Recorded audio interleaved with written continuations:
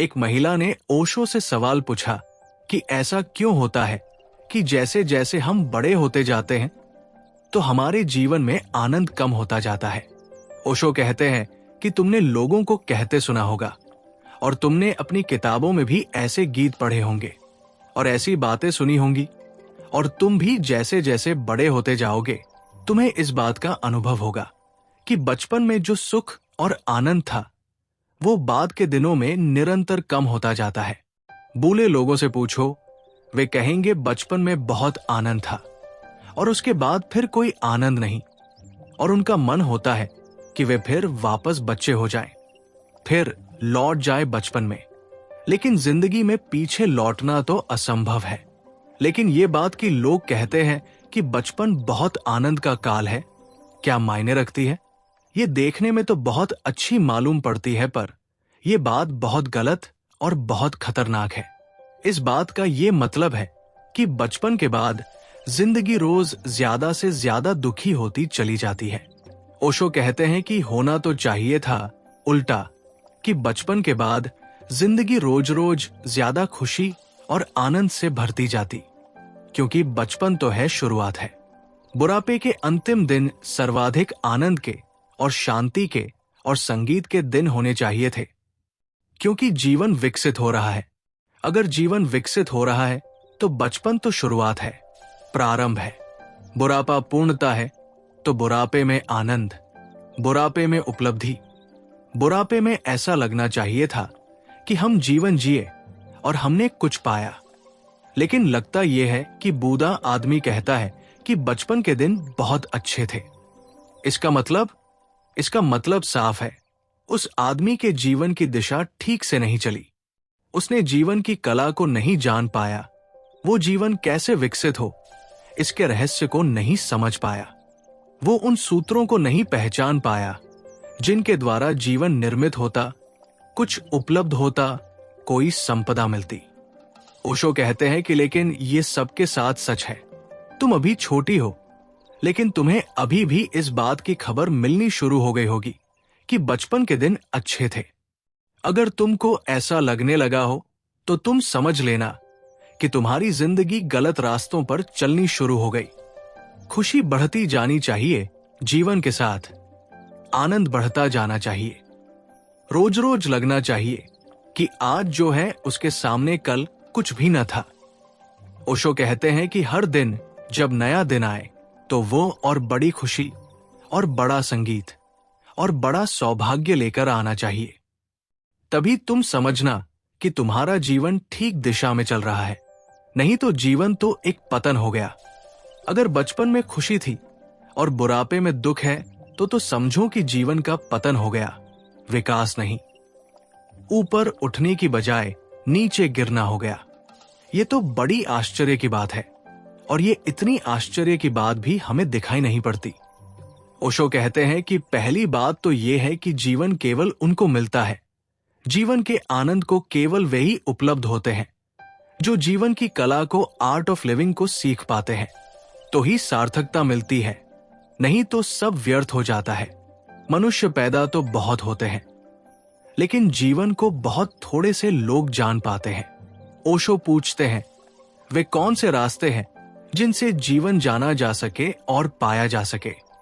पहली बात, बिल्कुल आधार में, बुनियाद में जो बात जाननी जरूरी है वो मैंने जड़ों के संबंध में कही। जीवन की कला सबसे पहले जीवन की जड़ों को जानने की कला है। ये जानना जरूरी है कि मेरे जीवन का केंद्र कहाँ है, जहां से प्राण शक्ति पाते हैं। वो कहाँ है? वो बाहर है या भीतर? वो मेरा शरीर है या शरीर से भी कोई और गहरी चीज? कहां से मेरा जीवन प्राण पाता है? कहां से शक्ति पाता है? कहां से मेरे जीवन का सारा आधार है? ओशो बताते हैं कि अगर हम किसी वृक्ष के पास जाएं तो जड़ें दिखाई नहीं पड़ती। जड़ें तो जमीन के भीतर छिपी होती है। क्यों छिपी होती है जमीन के भीतर? कभी सोचा? वे जमीन के भीतर इसलिए छिपी होती है कि जीवन का जो भी काम है, जीवन की जो भी प्रक्रिया है, जीवन की जो भी रहस्यपूर्ण विकास की गति है, वो सब मौन, शांत, एकांत में कार्य करती है। अगर हम किसी आदमी को 10-5 दिन न सोने दें तो वो पागल हो जाएगा। क्यों? क्योंकि जीवन की जो भी गति थी, स्वास्थ्य का जो भी क्रम था, वो सब नींद में काम करता था। जब आदमी सोया हुआ था तब उसके सारे प्राण काम में संलग्न हो जाते थे। ओशो कहते हैं कि अगर 15 दिन तक एक आदमी जगाए रखें, वो पागल हो जाएगा, और ज्यादा दिन जगाए रखें, वो मर भी जा सकता है, आत्महत्या भी कर ले सकता है। ओशो बताते हैं कि पुराने दिनों में चीन में आदमी को सजा देते थे तो सबसे बड़ी सजा यही थी कि उसको सोने न दिया जाए, उसे जगाए रखा जाए। 2 सिपाही खड़े रहेंगे 24 घंटे और उसको जगाते रहेंगे, उसको खीलियों से छेदते रहेंगे ताकि वो सो न पाए। और 2-4 दिन के भीतर ही वो इतनी असह्य पीड़ा अनुभव करने लगता था, चिल्लाने लगता था, पागल हो जाता था, सिर दीवालों से फोड़ने लगता था। मौत से भी ज्यादा पीड़ा उसे झेलनी पड़ती थी। क्या तकलीफ हो गई? तकलीफ यह हो गई कि जीवन की शक्तियां जो काम करती थी, जिनसे रोज रोज ताकत मिलती थी, जिनसे रोज रोज बल मिलता था, रोज रोज थकान मिट जाती थी, वो काम करना उन्होंने बंद कर दिया। क्योंकि उनके काम करने के लिए जरूरी था कि सब मौन हो जाए, शांत हो जाए, चुप हो जाए, सब सो जाए। उस अंधेरे में, उस मौन में, उस साइलेंस में वे शक्तियां अपना काम करती है। ओशो कहते हैं कि जैसे बच्चा मां के पेट में पड़ा होता है, दिखाई नहीं पड़ता, वैसे ही जड़ें जमीन के भीतर छिपी होती है, दिखाई नहीं पड़ती और काम करती रहती है। हमारे शरीर में 24 घंटे जीवन काम कर रहा है, हमें पता भी नहीं चलता। खून बह रहा है, हड्डियां बन रही है, मांस बन रहा है। तुमने खाना खा लिया है, वो अंधेरे में जाकर पच रहा है, खून बन रहा है, मांस बन रहा है। सारा जीवन अंधेरे में मौन काम कर रहा है। ओशो कहते हैं कि एक एक आदमी के शरीर के भीतर इतनी बड़ी फैक्ट्री काम कर रही है कि अगर वो शोरगुल करे तो दुनिया में जीना मुश्किल हो जाए। आज तक कोई भी ऐसी फैक्ट्री नहीं बना सका जिसमें रोटी से खून बन सके, जिसमें हम रोटी डालें और खून तैयार हो जाए, जिसमें हम घास डालें और दूध बन जाए, जिसमें हम कुछ चीजें डाल दें और हड्डियां तैयार हो जाएं। अब तक हम कोई ऐसी फैक्ट्री तैयार नहीं कर पाए। हम तैयार नहीं कर पाएंगे क्योंकि जिंदगी के काम के लिए इतना चुप, इतना मौन, इतनी सीक्रेसी चाहिए, इतनी गुप्तता चाहिए कि उसका किसी को पता भी न चले।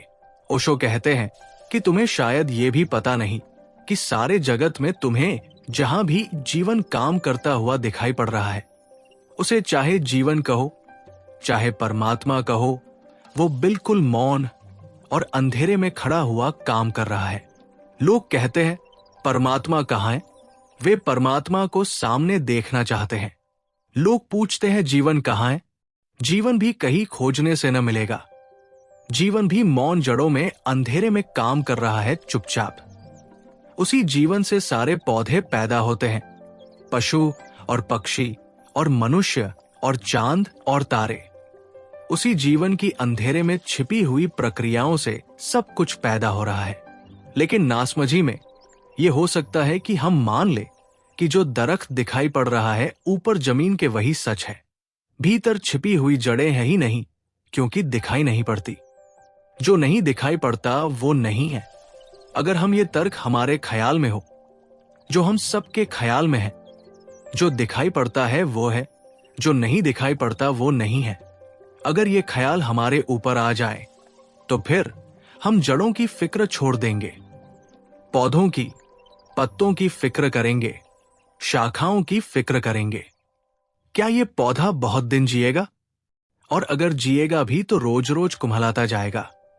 रोज रोज इसकी हरियाली कम होती जाएगी, रोज रोज इसमें फूल आने कम होते चले जाएंगे और एक दिन ये पौधा मर जाएगा।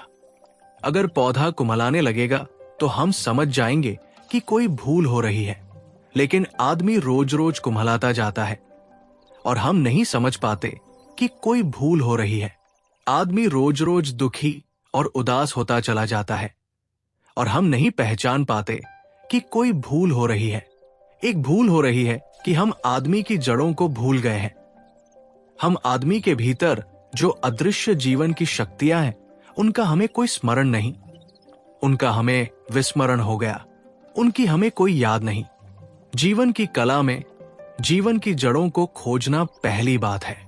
निश्चित ही जड़ें भीतर है, क्योंकि वहीं से सब विकसित होता है। ओशो कहते हैं कि कभी तुमने सोचा कि हमारा प्रेम कहां से विकसित होता है, हमारा चिंतन कहां से जन्मता है? तुमने कभी सोचा है हमारी सारी शक्ति कहां से आती है? कभी तुमने भीतर से ख्याल किया? एक दिन अचानक हमारे भीतर विचार का जन्म होता है, प्रेम का जन्म होता है।